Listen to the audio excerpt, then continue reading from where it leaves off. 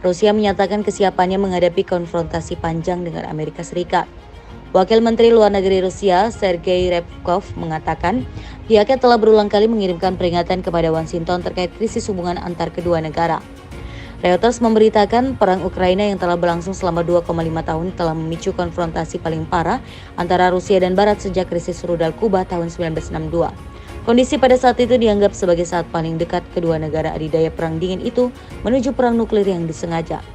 Konflik tersebut memasuki apa yang menurut pejabat Rusia merupakan fase paling berbahaya hingga saat ini.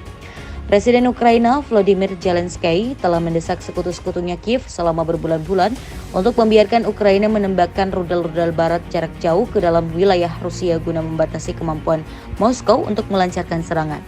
Ryabkov yang mengawasi pengendalian senjata dan hubungan dengan Washington mengatakan bahwa Moskow tidak memiliki ilusi tentang hubungan tersebut. Hal ini mengingat adanya konsensus anti-Rusia bipartisan di Amerika Serikat.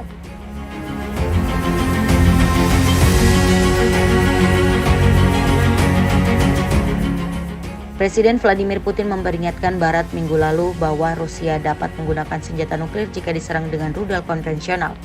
Putin juga bilang Moskow akan menganggap setiap serangan terhadapnya yang didukung oleh kekuatan nuklir sebagai serangan gabungan. Jika terjadi perang antara Amerika dan Rusia, siapakah yang lebih unggul? Berikut analisanya.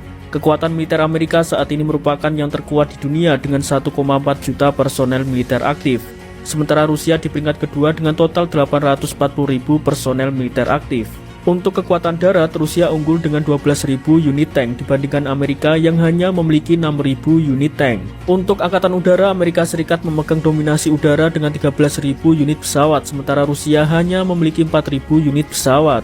Untuk kekuatan laut, Rusia mengoperasikan lebih banyak armada, yaitu 605 unit kapal, melawan Amerika yang mengoperasikan 484 unit kapal. Angkatan Laut Amerika sedikit lebih mematikan dengan memiliki lebih banyak kapal perusak, kapal selam, kapal induk bertenaga nuklir melebihi jumlah kapal induk Rusia dengan perbandingan 11:1. Tanpa keterlibatan senjata nuklir milik Rusia, Amerika mungkin memenangkan peperangan. Namun jika ada keterlibatan senjata nuklir, maka kemungkinan akan terjadi kehancuran di kedua belah pihak. Mungkinkah Rusia dapat mengalahkan Amerika? Sebelum itu, mari kita lihat senjata paling mematikan milik Rusia, yaitu Tsar Bomba, bom nuklir terkuat yang pernah diciptakan manusia. Bom ini jauh lebih dahsyat daripada bom yang dijatuhkan di Nagasaki. Jika Rusia melemparkan satu bom ini di Jepang, bukan hanya Jepang yang akan lenyap dari peta dunia, tetapi juga negara-negara tetangganya. Hanya dengan 3 bom, Rusia bisa membuat Amerika menjadi negeri mati tanpa penduduk, dan hanya dengan 2 bom, Eropa bisa berubah menjadi rata dengan tanah. Mereka bahkan memiliki 6.010 ledakan nuklir, meskipun tidak semuanya sekuat Tsar, tapi rata-rata kekuatan bom nuklir mereka 25 kali lipat lebih besar dari bom yang dijatuhkan di Hiroshima. Artinya, Rusia bisa menghancurkan Amerika Serikat setidaknya 1000 kali lipat. Hal tersebut bisa terjadi jika tidak ada perlawanan dari Amerika. Tapi seperti yang kita ketahui, penggunaan senjata nuklir dilarang di dalam perang, karena dampak yang sangat buruk yang dapat diakibatkan oleh senjata paling berbahaya tersebut. Oleh karena itu, kita harus membandingkan kekuatan keduanya dari sisi yang berbeda. Mari kita kaji. Amerika sendiri tercatat sebagai negara dengan kekuatan militer terbaik di dunia. Saat ini Amerika memiliki 1,83 juta personel militer, terdiri dari 1,39 juta orang personel aktif, dan 442.000 personel cadangan. Sementara Rusia, secara umum berada di peringkat 2 dunia dalam hal kekuatan militer, dengan total personel militer berjumlah 1,35 juta orang. Terdiri dari 850.000 personel aktif dan 250.000 personel cadangan. Di matra udara, Amerika menguasai total 13.247 unit pesawat, terbanyak di dunia. Sedangkan Rusia hanya menguasai total 4,173 unit pesawat. Dalam kekuatan udara, Amerika jauh lebih unggul. Di matra darat, Amerika memiliki 6.612 unit tank.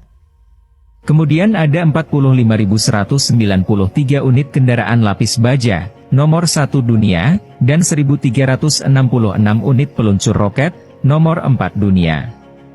Sedangkan Rusia, memiliki 12.420 unit tank. ditambah 30.122 kendaraan lapis baja, nomor 3 dunia, dan 3.391 unit pelontar roket, nomor 1 dunia. Dalam kekuatan darat ini, Rusia lebih unggul. Di matra laut, Amerika memiliki 484 aset utama dalam sistem persenjataan, nomor 3 dunia. Sedangkan Rusia memiliki total aset sejumlah 605, nomor 2 dunia. Jadi, dalam hal kekuatan militer, mereka sama-sama kuat. Selanjutnya, tentang siapa yang akan menang jika mereka berbenturan, tergantung pada strategi dan koneksi yang mereka gunakan. Mungkin kalian berpikir nih guys bahwa jarak antara Rusia dan Amerika itu jaraknya pasti ujung ke ujung dan jauh banget kan? Tapi ternyata ada sebuah pulau yang dekat dengan perbatasan antara Amerika dan juga Rusia yang hanya berjarak sekitar 3,8 km aja. Pulau ini bernama Diomede yang terbagi atas dua pulau, ada Diomede kecil dan Diomede besar. Untuk pulau Diomede besar dimiliki oleh Rusia, sementara untuk Diomede kecil dimiliki oleh Amerika. Dengan jarak yang terbilang cukup dekat itu, ternyata kedua pulau ini memiliki perbedaan waktu yang cukup signifikan guys, yang dimana perbedaan waktunya mencapai 21 jam. Karena pulau ini terletak dekat perbatasan dengan Rusia dan juga Amerika, tentara dari negara-negara mereka yang sering berpatroli untuk menjaga keamanan perbatasan.